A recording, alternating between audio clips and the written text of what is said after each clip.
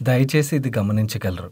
Good evening money persons, welcome to daily money show number 1141. ఈరోజు daily మనీలో చాలా important topics ఉన్నాయి. Topics విషయంకి వచ్చేసరికి డొనాల్డ్ ట్రంప్ మన ఇండియా విషయంలోని కొంత వెనక్కి తగ్గుతున్నట్టుగానే కనపడుతున్నది. కాకపోతే ఇంకా స్టిల్ కన్ఫ్యూజన్ అయితే ఉంది. దాని గురించి వీడియోలో మాట్లాడుకుందాం. దీంతో పాటుగా ప్రపంచం మొత్తం భయపడుతున్నటువంటి క్యాన్సర్కి అయితే వ్యాక్సిన్ కనిపెట్టినట్టుగా రష్యా అనౌన్స్ చేసింది. సో ఇది బిగ్ రిలీఫ్గానే చూడొచ్చు. ఆ అప్డేట్తో పాటుగా మనకి గవర్నమెంట్ రీసెంట్గా జిఎస్టీ కట్ చేసింది కదా. ఈ జిఎస్టీ కట్ చేసిన తర్వాత వీకెండ్లోని వేరియస్ ఆటో కంపెనీస్ అయితే వాళ్ళకి చెందినటువంటి మోడల్స్ పైన ప్రైస్ కట్స్ అనౌన్స్ చేసి వీటి గురించి కూడా డీటెయిల్గా మాట్లాడుకుందాం. వీటితో పాటు మార్కెట్లో ఉన్న ఇంపార్టెంట్ అప్డేట్స్ చాలానే ఉన్నాయి, అన్నీ కూడా డిస్కస్ చేసేసుకుందాం. దానికన్నా ముందు మన వర్కౌట్స్ విషయంకి వచ్చేసరికి నేను ఆల్మోస్ట్ 2.5 కిలోమీటర్స్ వాక్ చేశాను అండ్ అలాగే ఒక 25 మినిట్స్ పాటు డిఫరెంట్ వర్కౌట్స్ అయితే చేశాను. మీరేం వర్కౌట్స్ చేశారో కింద కామెంట్ సెక్షన్లో కామెంట్ చేసేయండి. ఇంకా డైలీ మనీలో ఉన్నటువంటి అప్డేట్స్ అన్ని 1 by 1 క్విక్గా డిస్కస్ చేసేద్దాం. ముందుగా మార్కెట్ అప్డేట్ చూసినట్లయితే ఈరోజు సెషన్లో సెన్సెక్స్ 76 పాయింట్స్ పెరిగి 88,787 పాయింట్స్కి క్లోజ్ అయినట్లయితే నిఫ్టీ 32 పాయింట్స్ పెరిగి 24,773 పాయింట్స్కి క్లోజ్ అయింది. అండ్ ఈరోజు సెషన్లో మిడ్ క్యాప్ ఇండెక్స్ 0.4% పెరిగినట్లయితే స్మాల్ క్యాప్ ఇండెక్స్ 0.2% పెరిగింది అండ్ బ్యాంక్ నిఫ్టీ 0.13% పెరిగింది. ముందుగా మార్కెట్ రిలేటెడ్గా మాట్లాడుకోవాలంటే మన మార్కెట్ రిలేటెడ్గా కొన్ని పాజిటివ్ న్యూస్లు ఉన్నాయి, అలాగే కొన్ని నెగిటివ్ న్యూస్లు కూడా ఉన్నాయి. పాజిటివ్ న్యూస్ గురించి మనం మాట్లాడుకోవాలంటే వీకెండ్ లోని మన ప్రైమ్ మినిస్టర్ నరేంద్ర మోడీ గారి దగ్గర నుంచి ఒక ట్వీట్ వచ్చింది. ఆయన దగ్గర నుంచి వచ్చినటువంటి ఈ ట్వీట్ కన్నా ముందు యుఎస్ ప్రెసిడెంట్ డొనాల్డ్ ట్రంప్ ఏమన్నారు అన్నది మనం తెలుసుకోవాలి. వైట్ హౌస్ లోని మాట్లాడుతున్నటువంటి డొనాల్డ్ ట్రంప్ ఇండియా యుఎస్ మధ్య ఉన్నటువంటి రిలేషన్షిప్ గురించి కొన్ని కామెంట్స్ అయితే చేయడం జరిగింది. ఈయన ఏమంటున్నారంటే, నరేంద్ర మోడీ నాకు ఎప్పుడూ కూడా చాలా మంచి ఫ్రెండ్ అండ్ ఈయన చాలా గ్రేట్ ప్రైమ్ మినిస్టర్ అని, అండ్ అంతేకాకుండా ఇండియా యుఎస్ మధ్యన ఎప్పుడూ కూడా స్పెషల్ రిలేషన్షిప్ అయితే కంటిన్యూ అవుతుంది, దాని గురించి అసలు వరీ అవ్వాల్సినటువంటి పనే లేదని చెప్పి కామెంట్ చేశారు. So then news reporters recent గా మీరు ఇండియాని మేము కంప్లీట్ గా లూజ్ అయిపోయాం చైనాకి అని చెప్పి ఒక ట్వీట్ చేశారు కదా, దానికి మీనింగ్ ఏంటని అడిగిన దానికి మేమైతే ఇండియాని లూజ్ అయిపోలేదు. Even Narendra Modi last time ఇక్కడ విజిట్ చేసినప్పుడు మేమిద్దరం కలిపి రోజ్ గార్డెన్ కి కూడా వెళ్ళాం కొన్ని నెలల క్రితం అని చెప్పేసి ఆయన అయితే కామెంట్ చేయడం జరిగింది. సో ఎప్పుడైతే యుఎస్ ప్రెసిడెంట్ దగ్గర నుంచి ఇటువంటి స్టేట్మెంట్స్ వచ్చాయో దానికి మన ప్రైమ్ మినిస్టర్ నరేంద్ర మోడీ గారు కూడా రిప్లై ఇవ్వడం జరిగింది. ఈయన ఏమంటున్నారంటే, ట్రంప్ చేసినటువంటి స్టేట్మెంట్స్ ఏవైతే ఉన్నాయో అవి చాలా పాజిటివ్ గా ఉన్నాయి, వాటిని చాలా అప్రిషియేట్ చేస్తున్నానని, అండ్ అంతేకాకుండా India US global strategic partnership related గా చాలా పాజిటివ్ గా వర్క్ చేస్తున్నాయని చెప్పి నరేంద్ర మోడీ గారు కూడా ట్వీట్ చేశారు. సో మోడీ గారి దగ్గర నుంచి ఈ ట్వీట్ ఎప్పుడైతే వచ్చిందో ఇండియా యుఎస్ మధ్య ఉన్నటువంటి రిలేషన్షిప్ కంప్లీట్ గా చెడిపోలేదని చెప్పి మార్కెట్ లోని కొంత హోప్స్ అయితే బిల్డ్ అయ్యాయి. ఎందుకంటే ముందు మనం చూసినట్లయితే ఇండియా యుఎస్ మధ్య ఉన్నటువంటి రిలేషన్షిప్ కంప్లీట్ గా పాడైపోయినట్టుగా మనకు కనపడింది కదా. ఎందుకంటే డొనాల్డ్ ట్రంప్ దగ్గర నుంచి కంటిన్యూస్ గా ఇండియాని అటాక్ చేస్తూ ఏవో ఒక స్టేట్మెంట్స్ అయితే వస్తానే ఉన్నాయి. కాకపోతే ఇండియా వాటికి అస్సలు భయపడలేదు. వీళ్ళు మెయిన్లీ టార్గెట్ ఏంటంటే మన కంట్రీలోని డైరీ అండ్ అలాగే అగ్రి సెక్టర్స్ రిలేటెడ్ గా ఫుల్ ఫ్లెజ్డ్ యాక్సెస్ కావాలని అడిగిన దానికి ఇండియా అయితే వెనక్కి తగ్గకపోవడంతో ఇండియాని బ్లాక్ మెయిల్ చేయడం స్టార్ట్ చేశారు. ఏదో ఒక రకంగా మన కంట్రీని బ్లాక్ మెయిల్ చేసి లొంగ తీసుకోవాలనుకున్నా మనం వెనక్కి తగ్గకపోవడమే కాకుండా డొనాల్డ్ ట్రంప్ తీసుకుంటున్నటువంటి ఈ స్టెప్స్ వలన రష్యాతోని చైనాతోని మనకి రిలేషన్షిప్ ఎప్పుడైతే స్ట్రాంగ్ అవుతుందో అక్కడి నుంచి క్లియర్ గా డొనాల్డ్ ట్రంప్ లోని ఫ్రస్ట్రేషన్ అయితే కనపడుతున్నది కదా. దాని గురించి మనం ముందు కూడా మాట్లాడుకున్నాం. సో ఈ ఫ్రస్ట్రేషన్ లోకి వెళ్ళిపోయినటువంటి డొనాల్డ్ ట్రంప్ ఇప్పుడు ఎంతో కొంత వెనక్కి తగ్గేలాగే కనపడుతున్నది. ఎందుకంటే అతను ఏదో టైంకి వెనక్కి తగ్గాల్సిందే. ప్రతి కంట్రీతో కూడా నేను గొడవలు ఆడేస్తాను, ప్రతి కంట్రీ పైన నేను టారిఫ్స్ వేసేస్తానంటే చివరికి ఎవరు నష్టపోతారా? అందరికీ శత్రువు అయిపోతే ఏ కంట్రీ అయితే అలా శత్రువు అవుతుందో ఆ కంట్రీయే నష్టపోతుంది తప్ప అదర్ కంట్రీస్ కి దానివల్ల ఏం నష్టం ఉంటుంది? సో యుఎస్ తీసుకుంటున్నటువంటి ఈ స్టెప్స్ వలన ఫైనల్లీ యుఎస్ సిటిజన్స్ నుంచే ఇతనికి వ్యతిరేకత వచ్చేటువంటి అవకాశం ఉన్నది. కాబట్టి డొనాల్డ్ ట్రంప్ అయితే కొంత వెనక్కి తగ్గుతున్నట్లుగా కనపడుతుంది. కాకపోతే ఇతన్ని కంప్లీట్ గా నమ్మలేము కూడా. ఒక రోజు ఒకలా మాట్లాడతారు, సెకండ్ రోజే మళ్ళీ ఆ స్టేట్మెంట్స్ అయితే మారిపోతా ఉంటాయి. ఎంతవరకు బిలీవ్ చేయగలం అన్నది మనం ఇప్పుడే చెప్పలేం. కానీ ఇండియా యుఎస్ మధ్య రిలేషన్షిప్ కంటిన్యూ అయ్యి ఒకవేళ ట్రేడ్ డీల్ కనుక జరిగిందనుకోండి, ఇప్పటి వరకు మార్కెట్ లో ఉన్నటువంటి టెన్షన్స్ ఏవైతే ఉన్నాయో అవి కంప్లీట్ గా తొలగిపోతాయి. కాబట్టి అది మన మార్కెట్ కి పాజిటివ్ అయ్యేటువంటి అవకాశం ఉంది. వీటితో పాటుగా యుఎస్ తో జరిగేటువంటి ఈ ట్రేడ్ డీల్ లోని మన agriculture, dairy, fisheries, MSME sectors related గా ఇండియా అయితే వెనక్కి తగ్గదు. వీటిని ప్రొటెక్ట్ చేసుకుంటేనే యుఎస్ తోని ట్రేడ్ డీల్ అయితే చేసేటువంటి అవకాశం అయితే ఉన్నదని చెప్పి సిఎన్బిసి వాళ్ళు గవర్నమెంట్ సోర్సెస్ ద్వారా తెలిసినటువంటి ఇన్ఫర్మేషన్ ని షేర్ చేస్తున్నారు. సో యాక్చువల్లీ ఈ సెక్టర్స్ విషయంలోనే కదా మనం ఇప్పటి వరకు ఫైట్ చేస్తున్నాం. సో వీటి రిలేటెడ్ గా ఇండియా అయితే వెనక్కి తగ్గకూడదు, మెల్లగా యుఎస్ఏ దిగొచ్చేటువంటి అవకాశాలు కనపడుతున్నాయి. కాబట్టి రెండు కంట్రీస్ కి కూడా బెనిఫిట్ అయ్యేలాగా ట్రేడ్ డీల్ అయితే మంచిది. దీంతో పాటుగా ఇండియా ఖత్తర్ మధ్యన ఫ్రీ ట్రేడ్ అగ్రిమెంట్ రిలేటెడ్ గా డిస్కషన్స్ అయితే నడుస్తున్నాయి కదా. ఇది నెక్స్ట్ మంత్ లోని కన్క్లూడ్ అయ్యేటువంటి అవకాశం ఉన్నదని అండ్ అక్టోబర్ ఫస్ట్ వీక్ లోని దీన్ని ఫైనలైజ్ చేయడానికి అని చెప్పి పీయూష్ గోయల్ గారు ఖత్తర్ ని విజిట్ చేసేటువంటి అవకాశం ఉన్నదని చెప్పి మీడియా ప్లాట్ఫామ్స్ రిపోర్ట్ చేస్తున్నాయి. వీటితో పాటుగా ఇండియా అండ్ యూరోపియన్ యూనియన్ మధ్యన ఫ్రీ ట్రేడ్ అగ్రిమెంట్ డిస్కషన్స్ అయితే న్యూఢిల్లీలోని స్టార్ట్ అయ్యాయి. సెప్టెంబర్ 12th రోజున పీయూష్ గోయల్ గారు యూరోపియన్ యూనియన్ ట్రేడ్ కమిషనర్ ని మీట్ అయ్యేటువంటి అవకాశం ఉన్నదని చెప్పి కూడా మీడియా ప్లాట్ఫామ్స్ రిపోర్ట్ చేయడం జరిగింది. సో యుఎస్ తోని ట్రేడ్ డీల్ జరగడమే కాకుండా వేరే అదర్ కంట్రీస్ తో కూడా ఈ ఫ్రీ ట్రేడ్ అగ్రిమెంట్స్ ఏవైతే మనం చేసుకుంటున్నామో దీనివల్ల మన కంట్రీ నుంచి ఎక్స్పోర్ట్స్ అదర్ కంట్రీస్ కి కూడా బాగా పెరిగేటువంటి అవకాశం ఉన్నది. కాబట్టి ఓవర్ ఏ లాంగ్ పీరియడ్ ఇది మన ఎకానమీకి చాలా పాజిటివ్ అవ్వబోతున్నట్టుగా మనం అర్థం చేసుకోవచ్చు.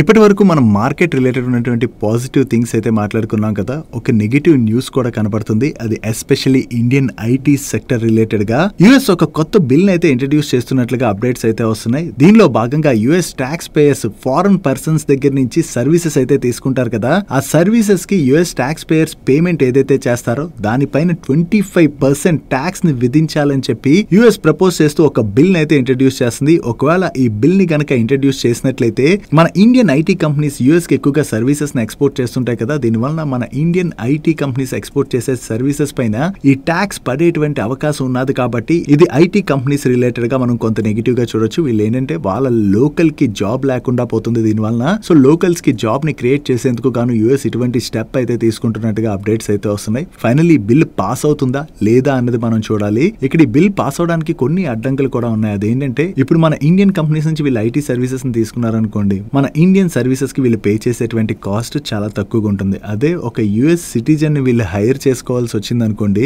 వాళ్ళకి చాలా హై శాలరీస్ పే చేయవలసి ఉంటుంది. దానివల్ల జనరలీ కార్పొరేట్ కంపెనీస్ కి నష్టం వస్తే ఆ బిజినెస్ ని అయితే కార్పొరేట్ కంపెనీస్ చేయవు కదా. సో దానివల్ల ఈ బిల్ ఫుల్ ఫ్లెజ్డ్ గా పాస్ అవుతుందా లేదా అన్నది మనం చూడవలసి ఉన్నది. డైలీ మార్కెట్ లో వచ్చేటువంటి ఇటువంటి ఇంపార్టెంట్ ఇన్ఫర్మేషన్ ని మీతో డీటెయిల్ గా షేర్ చేయడానికి మన టీం పెడుతున్నటువంటి ఎఫర్ట్స్ కనుక వీడియో చూస్తున్న ఏ పాయింట్ ఆఫ్ టైంలో అయినా మీకు హెల్ప్ఫుల్ అనిపించినట్లయితే మన వీడియోని మర్చిపోకుండా లైక్ చేయడానికి ప్రయత్నించండి. అండ్ మీరు ఇదే ఫస్ట్ టైం మన మనీపర్స్ ఛానల్కి వచ్చినట్లయితే మా నుంచి వచ్చేటువంటి ఇంట్రెస్టింగ్ వీడియోస్ని రెగ్యులర్గా ఫాలో అవడానికి ఛానల్ని సబ్స్క్రైబ్ చేసుకుంటూ పక్కన ఉన్న బెల్ ఐకాన్లోని ఆల్ నోటిఫికేషన్స్ యాక్టివేట్ చేసుకోండి. నెక్స్ట్, ప్రపంచాన్ని భయపెడుతున్నటువంటి డిసీజెస్ లోని క్యాన్సర్ కూడా ఒకటి. ఈ కేసులు అయితే డే బై డే పెరిగిపోతూనే ఉన్నాయి. అండ్ మన ఇండియాలో కూడా క్యాన్సర్ కేసెస్ రోజు రోజుకి పెరుగుతూనే ఉన్నాయి. ఎంతవరకు ఎందుకు నాకు తెలిసిన వాళ్ళలోనే లాస్ట్ ఫ్యూ ఇయర్స్ లోని క్యాన్సర్ తోని సఫర్ అయినటువంటి వాళ్ళు చాలా మందే ఉన్నారు. ఈవెన్ మా రిలేటివ్స్ లో కూడా క్యాన్సర్ వచ్చినటువంటి కేసెస్ ని నేను చూసాను దగ్గర నుంచి. వన్స్ ఈ క్యాన్సర్ వచ్చిన తర్వాత పేషెంట్ చాలా స్ట్రగుల్ అవుతారు. అండ్ కొన్ని కేసెస్ లోని అసలు సర్వైవల్ కూడా చాలా కష్టం. సో ఈ క్యాన్సర్ కి ఇప్పుడు వ్యాక్సిన్ రెడీగా ఉన్నట్లుగా రష్యన్ సైంటిస్టులు ఈ వీకెండ్ లో అయితే అనౌన్స్ చేశారు. ఇది నిజంగా ప్రపంచానికి పెద్ద రిలీఫ్ గానే మనం చూడొచ్చు. వీళ్ళు ఏం చెప్తున్నారంటే సక్సెస్ఫుల్ ట్రయల్స్ ని కండక్ట్ చేసిన తర్వాత వీళ్ళు డెవలప్ చేసినటువంటి ఈ క్యాన్సర్ వ్యాక్సిన్ ఏదైతే ఉన్నదో ఇది చాలా సేఫ్ అని, దీన్ని mRNA టెక్నాలజీతోని డెవలప్ చేసినట్లుగా అండ్ దీనిపైన ట్రయల్స్ ఏవైతే కండక్ట్ చేశారో దానిలోని రిజల్ట్స్ అయితే చాలా పాజిటివ్ గా వచ్చాయి. అండ్ ఇది చాలా సేఫ్ వ్యాక్సిన్ అని చెప్పి వీళ్ళైతే అనౌన్స్ చేయడం జరిగింది. అండ్ ఈ వ్యాక్సిన్ యొక్క ఫస్ట్ ఫోకస్ కొలెటరల్ క్యాన్సర్ అని, దీని తర్వాత వేరియస్ టైప్స్ ఆఫ్ క్యాన్సర్స్ కి వ్యాక్సిన్స్ అయితే వీళ్ళు రెడీ చేస్తున్నట్టుగా కూడా షేర్ చేస్తున్నారు. సో క్యాన్సర్ కి వ్యాక్సిన్ వచ్చిందని చెప్పి ఏదైతే అనౌన్స్మెంట్ వచ్చిందో ఇది పెద్ద రిలీఫ్ కిందే మనం చూడొచ్చు. ఇప్పుడు రష్యన్ సిటిజన్స్ కి అయితే ఈ వ్యాక్సిన్ రెడీ అయిపోయిందని చెప్పి వీళ్ళు అనౌన్స్ చేశారు కదా. సో ఈ వ్యాక్సిన్ నిజంగా సక్సెస్ఫుల్ గా వర్క్ చేసినట్లయితే ఓన్లీ రష్యా ప్రపంచం మొత్తానికి ఈ వ్యాక్సిన్ అయితే ప్రొడ్యూస్ చేయలేదు కదా. దానికోసం వాళ్ళు ఏం చేయవలసి ఉంటుంది, వేరియస్ అదర్ కంట్రీస్ లో ఉన్నటువంటి ఫార్మా కంపెనీస్ తోని టైఅప్ అవ్వాల్సి ఉంటుంది. అంటే ఈ వ్యాక్సిన్ ని మ్యానుఫ్యాక్చర్ చేసేందుకు గాను. అండ్ ఎస్పెషల్లీ రష్యా ఇది డెవలప్ చేయడం అనేది మన ఇండియన్ ఫార్మా కంపెనీస్ కి మనం బిగ్ పాజిటివ్ గా చూడొచ్చు. ఎందుకంటే రష్యన్ ఫార్మా మార్కెట్ లోని మన ఇండియన్ ఫార్మా కంపెనీస్ కి మేజర్ రోల్ అయితే ఉన్నది. అక్కడి నుంచి మనకి చాలా బిజినెస్ వస్తుంటుంది.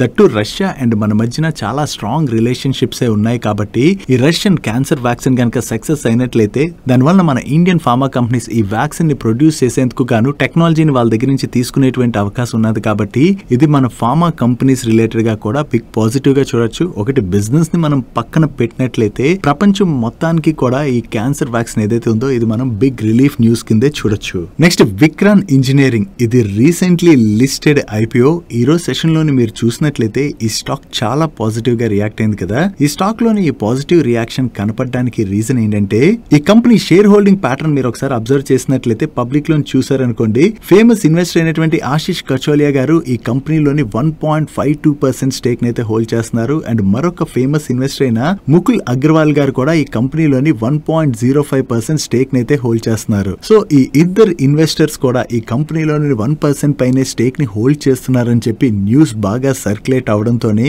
ఈ రోజు సెషన్ లోని ఈ విక్రాన్ ఇంజనీరింగ్ స్టాక్ అయితే అంత పాజిటివ్ గా రియాక్ట్ అయింది. ఇక్కడ ఎవరో ఇన్వెస్ట్ చేశారు కదా అని చెప్పి మనం కంగారు పడిపోయి ఇన్వెస్ట్ చేసే అవసరం లేదు. వాళ్ళు ఇన్వెస్ట్ చేసినటువంటి థీసెస్ ఏంటి ఇవన్నీ కూడా మనకి తెలియదు కదా, అంటే వాళ్ళు ఎప్పుడు ఎగ్జిట్ అవుతారు అన్నది కూడా మనం చెప్పలేం. సో అందుకే ఒకవేళ ఎవరైనా సరే ఫేమస్ ఇన్వెస్టర్స్ ఇన్వెస్ట్ చేశారని మనకి తెలిసిన తర్వాత ఒకసారి ఆ కంపెనీ నిజంగా మనకు నచ్చింది అనుకోండి, వన్స్ ఆ కంపెనీ రిలేటెడ్ గా ఫుల్ ఫ్లెజ్డ్ గా వర్క్ చేయడానికి ప్రయత్నించండి. ఇది ఈపీసీ సర్వీసెస్ ప్రొవైడ్ చేసేటువంటి కంపెనీ. సో ఫుల్ ఫ్లెజ్డ్ గా ఆ కంపెనీ రిలేటెడ్ గా మనం వర్క్ చేసిన తర్వాత ఆ కంపెనీ గురించి మనకి బాగా అర్థమై మేనేజ్మెంట్ నచ్చి వాళ్ళకి గ్రోత్ బాగుందని ఇటువంటివన్నీ అనిపించిన తర్వాత మన ఇన్వెస్ట్మెంట్ డిసిషన్ తీసుకోవడం బెటర్ తప్ప ఎవరో ఇన్వెస్ట్ చేశారని చెప్పి ఎప్పుడు కూడా బ్లైండ్ గా ఇన్వెస్ట్ చేసేయకూడదు. నెక్స్ట్ రీసెంట్ గా గవర్నమెంట్ జిఎస్టీ కట్ అనౌన్స్ చేసింది కదా. ఈ జిఎస్టీ కట్ అనౌన్స్ చేసిన తర్వాత వీకెండ్ లోని వేరియస్ ఆటో ఓఎమ్స్ దగ్గర నుంచి ప్రైస్ కట్ రిలేటెడ్ గా అనౌన్స్మెంట్స్ అయితే వచ్చేసాయి. దీనిలోని ఏ కంపెనీకి చెందినటువంటి ఏ మోడల్ పైన మీకు ఎంత ప్రైస్ తగ్గుతుంది అన్నది ఇక్కడ సింగిల్ ఇమేజ్ లోనే మొత్తం ప్లేస్ చేయడానికి అయితే ప్రయత్నించాను. ఒకసారి ఈ ఇమేజ్ చూస్తే మీకు అర్థమైపోతుంది. ముందుగా మనం మాట్లాడుకోవాలంటే మారుతి వాళ్ళ కార్ సేల్స్ ఎక్కువ ఉంటాయి కదా. మారుతి వాళ్ళ మోడల్స్ కి వచ్చేసరికి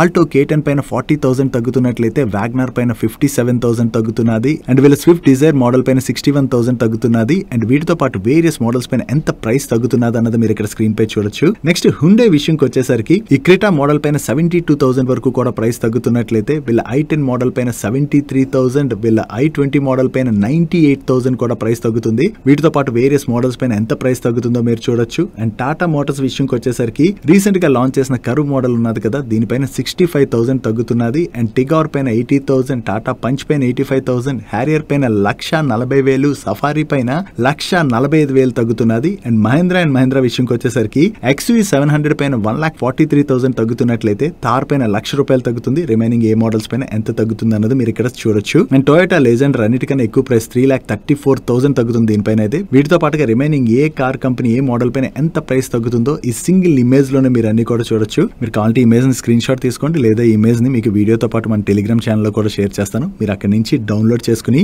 మీ ఫ్రెండ్స్ అండ్ ఫ్యామిలీ మెంబర్స్ తోని దీన్ని అయితే షేర్ చేయొచ్చు. వీటితో పాటుగా స్కోడా వెహికల్స్ పైన కూడా ఎంత కాస్ట్ తగ్గుతున్నది అన్నది మీరు ఇక్కడ స్క్రీన్ పై చూడొచ్చు. అండ్ BMW మెర్సిడెస్ బెంచ్ కూడా ఎవరైనా ఇంట్రెస్టెడ్ ఉన్నట్లయితే వాటిపైన కూడా ఏ మోడల్ పైన ఎంత ప్రైస్ తగ్గుతుంది అన్నది ఇక్కడ స్క్రీన్ పైన ఉన్నది. ఇవి కూడా మీరు స్క్రీన్ షాట్స్ అయితే తీసుకోవచ్చు. నెక్స్ట్ రిలయన్స్ ఇన్ఫ్రా రిలేటెడ్ గా మీడియా ప్లాట్ఫామ్స్ దగ్గర నుంచి ఒక న్యూస్ అయితే కనపడుతున్నది. ఈ రిలయన్స్ ఇన్ఫ్రా వాళ్ళు చైనీస్ ఎలక్ట్రిక్ కార్ మ్యానుఫ్యాక్చర్ అయినటువంటి BYD కి చెందినటువంటి ఫార్మర్ ఇండియన్ ఎగ్జిక్యూటివ్ అయితే హైర్ చేసుకున్నట్లుగా రూటర్స్ వాళ్ళు వాళ్ళ సోర్సెస్ ద్వారా తెలిసిన ఇన్ఫర్మేషన్ ని షేర్ చేస్తున్నారు. దీని ద్వారా వీళ్ళు electric cars and batteries manufacturing లోకి ఎంటర్ అవడానికి అయితే చూస్తున్నారని. ఇనిషియల్ గా వీళ్ళు 2,50,000 వెహికల్స్ పర్ ఇయర్ కెపాసిటీ తోని ఒక ఈవీ ప్లాంట్ అయితే సెటప్ చేసి దాన్ని కొన్ని సంవత్సరాల్లోని 7,50,000 కెపాసిటీకి అయితే గ్రో చేయాలని చూస్తున్నట్లుగా కూడా వీళ్ళు న్యూస్ ని పబ్లిష్ చేయడం జరిగింది. అండ్ దీంతో పాటుగా వీళ్ళు 10 గిగావాట్ అవర్ కెపాసిటీతోని బ్యాటరీ ప్లాంట్ ని కూడా బిల్డప్ చేయడానికి చూస్తున్నారు. ఫ్యూచర్ లో దాన్ని 75 గిగావాట్ అవర్ కి అయితే స్కేల్ అప్ చేసేటువంటి అవకాశాలు ఉన్నట్లుగా వీళ్ళైతే షేర్ చేస్తున్నారు. బట్ ఇప్పటి వరకు ఇంకా రిలయన్స్ ఇన్ఫ్రా దగ్గర నుంచి ఈ న్యూస్ రిలేటెడ్ గా ఎటువంటి రెస్పాన్స్ కూడా రాలేదు. ఈ న్యూస్ రిలేటెడ్ గా రిలయన్స్ ఇన్ఫ్రా వాళ్ళు ఎక్స్చేంజెస్ కి ఏదైనా అప్డేట్ చేస్తారేమో అన్నది మనం చూడాలి. నెక్స్ట్ PCBL కెమికల్స్ వాళ్ళు వాళ్ళ ఇన్వెస్టర్ ప్రెజెంటేషన్ అయితే రిలీజ్ చేశారు. దీనిలోని వీళ్ళ గ్రోత్ విజన్ అంటే 2030కి వీళ్ళు ఏదైతే టార్గెట్ పెట్టుకున్నారో అది మనం చూసినట్లయితే వీళ్ళు అక్రాస్ ప్రొడక్ట్ సెగ్మెంట్ లోని కెపాసిటీ ఎక్స్పాన్షన్ చేయడం ద్వారా వీళ్ళ రెవెన్యూస్ ని 2030 కల్లా 2x గ్రో చేయాలని అండ్ ఎబిటాలోని 3x గ్రోత్ డెలివర్ చేస్తామని. దీంతో పాటుగా డీలివరేజింగ్ అండ్ ట్యాక్స్ ఎఫిషియన్సీతోని వీళ్ళ ప్యాట్ లోని 5x గ్రోత్ అయితే డెలివర్ చేస్తామని చెప్పి షేర్ చేస్తున్నారు. ప్రెసెంట్ ఫైనాన్షియల్ ఇయర్ 25 లోని వీళ్ళు 8,400 crores రెవెన్యూస్ జనరేట్ చేసినట్లయితే 2030 నాటికి 16,000 crores రెవెన్యూ జనరేట్ చేస్తామని. అండ్ స్పెషాలిటీ కెమికల్ షేర్ అంటే వీళ్ళ రెవెన్యూస్ లో ప్రెసెంట్ స్పెషాలిటీ కెమికల్ షేర్ 28% ఉంటే దాన్ని 45% కి తీసుకువెళ్తామని. అండ్ ఎబిటా మార్జిన్స్ ప్రెసెంట్ 16.5% ఉంటే అవి 24% కి రీచ్ అయ్యేలా చేస్తామని చెప్పి వీళ్ళు షేర్ చేస్తున్నారు. దీంతో పాటుగా వీళ్ళ net debt to EBITDA present 3.6 times ఉంటే దాన్ని 1 time కన్నా బిలోకి తీసుకొస్తామని చెప్పి వీళ్ళైతే షేర్ చేస్తున్నారు. ఓవరాల్ గా ఫైనాన్షియల్ ఇయర్ 30 నాటికి వీళ్ళు ఏదైతే గ్రోత్ ప్లాన్ చేస్తున్నారో ఆ ప్లాన్ చేస్తున్నట్టుగా గ్రోత్ ని కనుక అచీవ్ చేయగలిసినట్లయితే అది PCBL కెమికల్ కి అయితే పాజిటివ్ కానుంది. దీంతోనే ఈ రోజు సెషన్ లో స్టాక్ లో కూడా మనం పాజిటివ్ మూమెంటం చూసాం. నెక్స్ట్ ఈ రోజు సెషన్ లో TBO టెక్ స్టాక్ లో చాలా పాజిటివ్ మూమెంటం కనపడింది కదా. దానికి రీజన్ ఏంటంటే జెఫ్రీస్ వాళ్ళు ఈ TBO టెక్ రిలేటెడ్ గా ఒక రిపోర్ట్ ని రిలీజ్ చేస్తూ బై రేటింగ్ ఇచ్చి స్టాక్ కి టార్గెట్ ప్రైస్ ని 1,800 రూపీస్ కి పెంచడం జరిగింది. దానికి రీజన్ ఏంటంటే వీళ్ళు రీసెంట్ గా US యుఎస్ కి చెందినటువంటి లగ్జరీ ట్రావెల్ హోల్సేలర్ అయినటువంటి క్లాసిక్ వాల్యుయేషన్ అనేటువంటి కంపెనీని అక్వైర్ చేస్తున్నట్టుగా మనం మాట్లాడుకున్నాం కదా. ఈ ఎక్విజిషన్ కూడా చాలా అట్రాక్టివ్ వాల్యుయేషన్స్ కే జరిగింది. ఆ కంపెనీ జనరేట్ చేసినటువంటి రెవెన్యూస్ బాగున్నాయి, ఎబిటా బాగుంది. బట్ వీళ్ళ కంపెనీని చాలా తక్కువ వాల్యుయేషన్స్ కే అక్వైర్ చేసేసారు. దీంతో యుఎస్ లో కూడా వీళ్ళ ఫుట్ ప్రింట్స్ ఎక్స్పాండ్ అవుతున్నాయి కాబట్టి అది కంపెనీకి పాజిటివ్ అవుతున్నట్లుగా లాస్ట్ వీక్ లోనే మనం మాట్లాడుకున్నాం కదా. ఇప్పుడు జెఫ్రీస్ వాళ్ళు కూడా ఏం చెప్తున్నారంటే ఈ ఎక్విజిషన్ వలన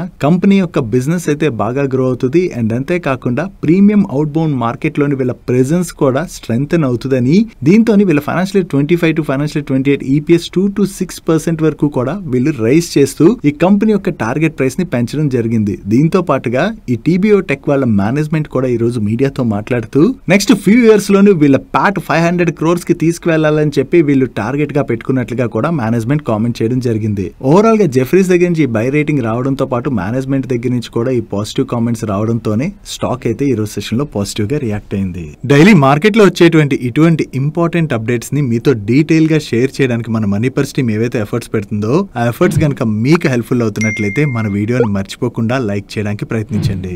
నెక్స్ట్ ఇండియన్ రైల్వేస్ కోసం ఎలక్ట్రికల్ సిస్టమ్స్ ని తయారు చేసేటువంటి కాంకర్డ్ కంట్రోల్ సిస్టమ్స్ వాళ్ళ దగ్గర నుంచి ఒక ఇంపార్టెంట్ అప్డేట్ అయితే వచ్చింది. వీకెండ్ లో వీళ్ళ బోర్డు మీట్ అయ్యి 3:5 బోనస్ ఇష్యూని అయితే రికమెండ్ చేయడం జరిగింది. అంటే రికార్డ్ డేట్ నాటికి ఎవరి దగ్గర అయితే ఈ కాంకర్డ్ కంట్రోల్ సిస్టమ్స్ యొక్క 5 స్టాక్స్ ఉంటాయో వాళ్ళకి వీళ్ళు 3 స్టాక్స్ ని బోనస్ గా ఇష్యూ చేయనున్నారు. ఇంకా ఈ బోనస్ ఇష్యూ రిలేటెడ్ గా వీళ్ళకి షేర్ హోల్డర్స్ అప్రూవల్ అది రావాలి. వన్స్ ఈ అప్రూవల్ వచ్చిన తర్వాత వీళ్ళు బోనస్ ఇష్యూ యొక్క రికార్డ్ డేట్ ని అనౌన్స్ చేస్తారు. Next Orissa and west Bengal లోని ఫ్యాషన్ రీటైల్ బిజినెస్ చేసేటువంటి బాజార్ స్టైల్ వాళ్ళు కంటిన్యూస్ గా వాళ్ళ స్టోర్ ఎక్స్పాన్షన్ అయితే చేసుకుంటూ వెళ్తున్నారు కదా. దీనిలో భాగంగా వెస్ట్ బెంగాల్ గుస్కరాలోని వీళ్ళు మరొక కొత్త స్టోర్ అయితే ఇప్పుడు ఓపెన్ చేశారు. దీంతో వీళ్ళ స్టోర్ కౌంట్ 242 కి రీచ్ అయినట్టుగా వీళ్ళు షేర్ చేస్తున్నారు. సో ఇలా వీళ్ళ స్టోర్ కౌంట్ ని పెంచుకుంటూ వెళ్తుండడం వలన అక్కడ లోకల్లోని ఫ్యాషన్ రీటైల్ రిలేటెడ్గా ఏదైతే డిమాండ్ ఉందో ఆ డిమాండ్ని వీళ్ళు క్యాటర్ చేసేటువంటి అవకాశం ఉంది. కాబట్టి ఓవరాల్గా దీని ద్వారా వీళ్ళ బిజినెస్ అయితే లాంగ్ టర్మ్లోని బాగానే గ్రో అవ్వచ్చు. సో ఇది బాజార్ స్టైల్ వాళ్ళ రిలేటెడ్గా మనం పాజిటివ్గా చూడొచ్చు.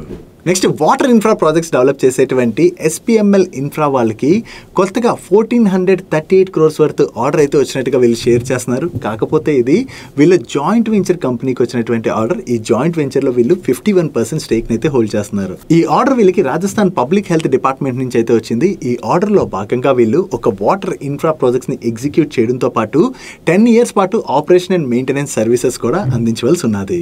Next fibre optic cables manufacture చేసేటువంటి హెచ్ఎఫ్సిఎల్ వాళ్ళు రిలేటెడ్ గా 2 ఇంపార్టెంట్ అప్డేట్స్ ఉన్నాయి. దీనిలో ఫస్ట్ వన్, ఈ హెచ్ఎఫ్సిఎల్ వాళ్ళు $40.65 million వర్త్ ఎక్స్పోర్ట్ ఆర్డర్ ని విన్ అయినట్టుగా ఎక్స్చేంజెస్ కి అప్డేట్ చేస్తున్నారు. ఇది ఇండియన్ కరెన్సీలో చూసినట్లయితే వీళ్ళు 358 crores వర్త్ ఆర్డర్ ని విన్ అయినట్టుగా మనం అర్థం చేసుకోవచ్చు. ఈ ఆర్డర్ లో భాగంగా ఈ ఓవర్సీస్ కస్టమర్ కి వీళ్ళు ఫైబర్ ఆప్టిక్ కేబుల్స్ అయితే సప్లై చేయవలసి ఉన్నది. దీంతో పాటుగా ఈ హెచ్ఎఫ్సిఎల్ వాళ్ళు ఆంధ్రప్రదేశ్ శ్రీ సత్యసాయి డిస్ట్రిక్ట్ లోని వీళ్ళ మ్యానుఫ్యాక్చరింగ్ ప్లాంట్ ని సెటప్ చేసేందుకు గాను ఆంధ్రప్రదేశ్ గవర్నమెంట్ నుంచి వీళ్ళకి 1000 acres ల్యాండ్ అలాట్ అయినట్లుగా మీడియా ప్లాట్ఫామ్స్ అయితే రిపోర్ట్ చేస్తున్నాయి. దీనిలో భాగంగా ఫస్ట్ ఫేజ్ లోని వీళ్ళకి 329 acres ల్యాండ్ అయితే అలాట్ చేస్తారని, దీనిలోని వీళ్ళు మ్యానుఫ్యాక్చరింగ్ ఫెసిలిటీస్ ని సెటప్ చేయబోతున్నట్టుగా మీడియా ప్లాట్ఫామ్ షేర్ చేయడం జరిగింది. బట్ ఇంకా దీని రిలేటెడ్ గా హెచ్ఎఫ్సిఎల్ వాళ్ళ దగ్గర నుంచి అఫీషియల్ గా అనౌన్స్మెంట్ అయితే రాలేదు. చూడాలి హెచ్ఎఫ్సిఎల్ దగ్గర నుంచి దీని రిలేటెడ్ గా త్వరలో అఫీషియల్ అనౌన్స్మెంట్ వస్తుందేమో. నెక్స్ట్ రెన్యూబుల్ ఎనర్జీ కంపెనీ అయినటువంటి ఏసీఎంఈ సోలార్ వాళ్ళు 2 GWh battery energy storage system order అయితే ప్లేస్ చేసినట్టుగా వీళ్ళు షేర్ చేస్తున్నారు. అండ్ ఈ ఆర్డర్ నెక్స్ట్ 6 to 10 months లోని డిఫరెంట్ ఫేసెస్ లోని వీళ్ళకి డెలివరీ అయితే వస్తుందని, అండ్ వీటిని వీళ్ళ firm and dispatchable renewable energy and stand alone BESS projects లోని డిప్లాయ్ చేయబోతున్నట్టుగా, అండ్ ఈ ప్రాజెక్ట్స్ ని నెక్స్ట్ 12 to 18 months లోని కమిషన్ చేస్తామని చెప్పి వీళ్ళ మేనేజ్మెంట్ అయితే ఎక్స్చేంజెస్ కి అప్డేట్ చేస్తుంది. ఈ లేటెస్ట్ ఆర్డర్ తో కలుపుకుని వీళ్ళ క్యూములేటివ్ BESS ప్రొక్యూర్మెంట్ 5 GWh అయితే క్రాస్ చేస్తుందని చెప్పి వీళ్ళ మేనేజ్మెంట్ అప్డేట్ చేయడం జరిగింది. సో వీళ్ళు కొత్తగా ఈ 2 GWh battery energy storage systems అయితే ఆర్డర్ చేశారని చెప్పి అప్డేట్ రిలీజ్ చేయడంతో ఈ రోజు సెషన్ లో ఏసీఎంఈ సోలార్ స్టాక్ పాజిటివ్ గా రియాక్ట్ అయింది. నెక్స్ట్ ఈపీసీ కంపెనీ అయినటువంటి సీగల్ ఇండియా వాళ్ళు రెన్యూబుల్ ఎనర్జీ స్పేస్ లోకి కూడా ఎంటర్ అయినట్టుగా అప్డేట్ చేస్తున్నారు. దీనిలో భాగంగా వీళ్ళకి Maharashtra state electricity distribution company limited దగ్గర నుంచి ఆల్రెడీ 2 LOAs అయితే రిసీవ్ చేసుకున్నామని, ఈ వచ్చినటువంటి ఆర్డర్స్ లో భాగంగా మహారాష్ట్ర స్టేట్ లోని వీళ్ళు మల్టిపుల్ లొకేషన్స్ లోని grid connected solar power projects అయితే సెటప్ చేయబోతున్నట్టుగా, వీటి యొక్క టోటల్ కెపాసిటీ 337 మెగావాట్ అని చెప్పి వీళ్ళు షేర్ చేస్తున్నారు. సో వీళ్ళు రెన్యూబుల్ ఎనర్జీ స్పేస్ లోకి కూడా ఎంటర్ అయ్యారు కదా. సో దీని ద్వారా ఈ స్పేస్ లో కూడా వీళ్ళకి మంచి ఆర్డర్స్ వచ్చేటువంటి అవకాశం ఉన్నది కాబట్టి ఇది లాంగ్ టర్మ్ లోని సీగల్ వాళ్ళకి పాజిటివ్ కానుంది. Next Ujjivan small finance bank వాళ్ళు ఫైనాన్షియల్ ఇయర్ 30 కల్లా వీళ్ళ gross loan book 1 lakh crores కి రీచ్ అవ్వాలని చెప్పి టార్గెట్ గా పెట్టుకున్నట్టుగా షేర్ చేస్తున్నారు. ఈ ఫైనాన్షియల్ ఇయర్ 26 Q1 ఎండింగ్ నాటికి వీళ్ళ దగ్గర 33,287 crores worth gross loan book అయితే ఉన్నది. సో దీన్ని ఫైనాన్షియల్ ఇయర్ 30 నాటికి 1 lakh crores కి అయితే తీసుకువెళ్లాలని వీళ్ళు గోల్ గా పెట్టుకోవడం జరిగింది. అండ్ అంతేకాకుండా వీళ్ళు మెయిన్లీ సెక్యూర్డ్ లెండింగ్ బుక్ ఏదైతే ఉన్నదో దాన్ని అయితే ఇంక్రీజ్ చేసుకుంటూ వెళ్తున్నాం. ఇది ఫైనాన్షియల్ ఇయర్ 26 Q1 నాటికి 46% కి అయితే రీచ్ అయింది. దాన్ని 65 to 70% కి అయితే తీసుకువెళ్లాలని చెప్పి వీళ్ళు ఎయిమ్ గా పెట్టుకున్నట్టుగా షేర్ చేస్తున్నారు. అంటే అఫోర్డబుల్ హౌసింగ్ కావచ్చు, micro mortgages, MSME lending, vehicle finance, gold loans ఇటువంటివన్నీ కూడా ఇష్యూ చేయడం ద్వారా సెక్యూర్డ్ లెండింగ్ బుక్ అయితే పెంచుకోవడానికి వీళ్ళు ప్రయత్నిస్తున్నట్టుగా మనం అర్థం చేసుకోవచ్చు. ఓవరాల్ గా వీళ్ళు ఏదైతే టార్గెట్ ని పెట్టుకున్నారో ఆ టార్గెట్ ని అచీవ్ చేయగలిసినట్లయితే ఇది ఉజ్జీవన్ స్మాల్ ఫైనాన్స్ బ్యాంక్ వాళ్ళకైతే పాజిటివ్ కానుంది. వీళ్ళ దగ్గర నుంచి ఈ అప్డేట్ రావడంతోనే ఈ రోజు సెషన్ లో స్టాక్ పాజిటివ్ గా రియాక్ట్ అయింది. That's it for today's daily మనిషి. ఈ రోజు డైలీ మనిషిలో మీ షేర్ చేసిన ఇన్ఫర్మేషన్ మీకు హెల్ప్ఫుల్ అయినట్లయితే ఈ వీడియోని లైక్ చేయండి. ఈ video me friends and family members helpful అవుతుంటే ఈ వీడియోని వాళ్ళకి షేర్ చేయండి. అండ్ మీరు ఇదే ఫస్ట్ టైం మన మనీపర్ ఛానల్కి వచ్చి ఛానల్ ఇంకా సబ్స్క్రైబ్ చేసుకోలేనట్లయితే ఇక్కడున్న ఛానల్ లోగో మీద క్లిక్ చేసి ఛానల్ని సబ్స్క్రైబ్ చేసుకుంటూ పక్కనున్న బెల్ ఐకాన్లోని ఆల్ నోటిఫికేషన్స్ యాక్టివేట్ చేసుకోండి. నేను చంద్రశేఖర్ పత్రి మరొక ఇంట్రెస్టింగ్ వీడియోతో కలుద్దాం. Good night.